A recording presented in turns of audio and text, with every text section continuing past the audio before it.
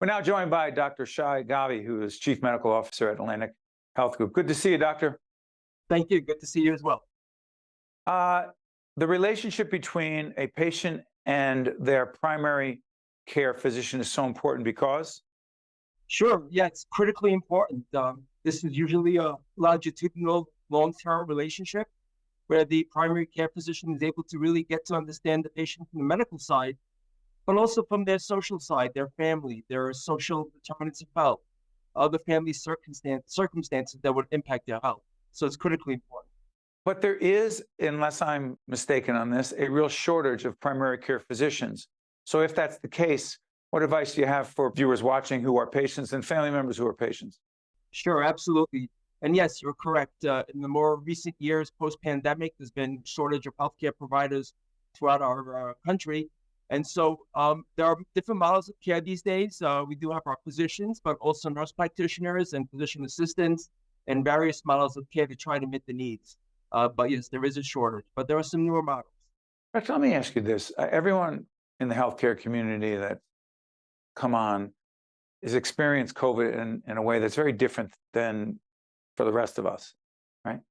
Much closer to it, experienced it particularly early on in March, April, May of 2020 and beyond. How do you believe, or what do you believe the most significant long-term impact and implications of COVID are for the hospital/healthcare system, please? Sure, absolutely. So it's definitely taken a mental toll on individuals involved in the care of patients during COVID. So certainly the mental toll has been there.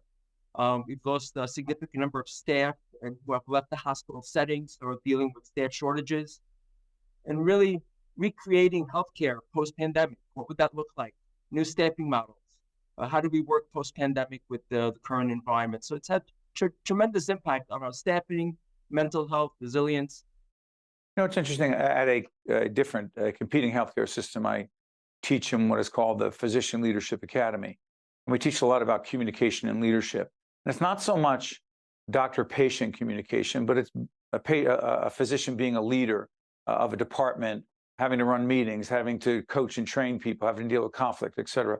You have been trained in the field of communication as well. What specifically have you been trained in, and how has that helped you as a physician, please? Sure, absolutely. So I've done a fair amount of training in communication, and it's a really critically important topic. And even more so now, post-pandemic, thinking about how do we work with individual team members, patients, and others to really listen and understand their perspectives, to mitigate conflict and differences in perspective and opinions, and making people feel valued, identifying emotions, naming emotions.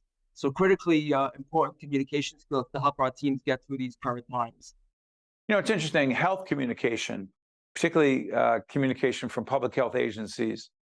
There are millions and millions of people across this country, large numbers in the region where we're viewed.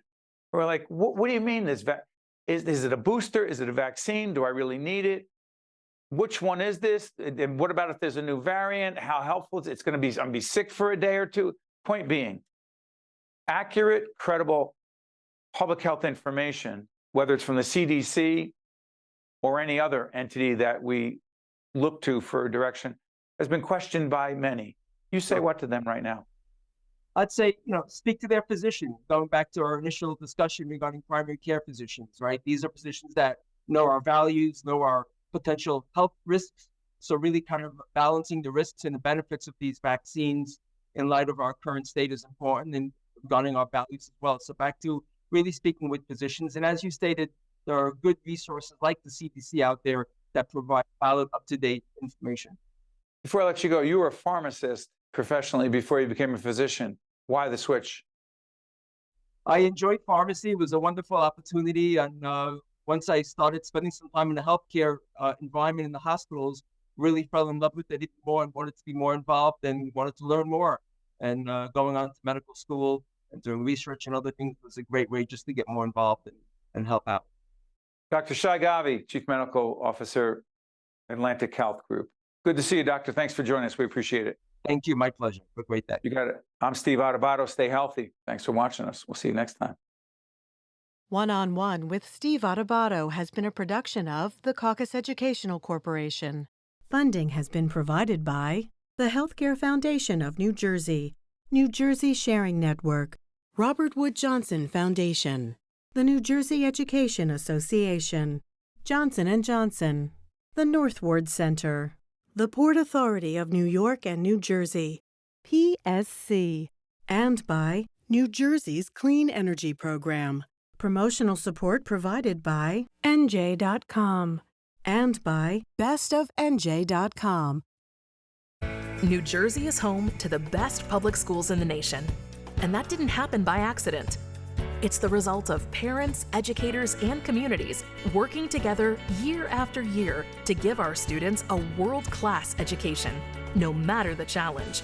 Because parents and educators know that with a shared commitment to our public schools, our children can learn, grow, and thrive. And together, we can keep New Jersey's public schools the best in the nation.